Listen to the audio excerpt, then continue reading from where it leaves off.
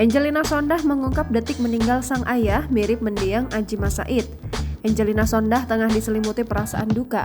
Diketahui sang ayah, Lucky Sondakh, meninggal pada Minggu 30 Oktober 2022. Angelina Sondakh setia menemani sang ayah sebelum menghembuskan napas terakhirnya. Wanita yang akrab disapa Angie mengungkap jika detik meninggalnya sang ayah mirip dengan mendiang suami Adjie Said. Angelina Sondakh turut menemani detik-detik terakhir mendiang ayahnya. Sambil menangis sesenggukan, Angelina Sondakh mengungkapkan bahwa sebelum Lucky Sondakh berpulang, ia sempat menemaninya dari pagi. Istri mendiang Adjie Said ini menyebut jika Lucky Sondakh memang memiliki riwayat penyakit seperti stroke ringan hingga kolesterol tinggi. Proses kematian Lucky Sondakh yang mengalami serangan jantung mengingatkan kembali pada kematian Adjie Said yang membuat Angelina Sondakh sempat drop.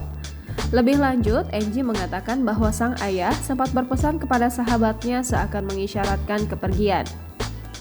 Jadi bilang kalau tolong jagain Angie gitu.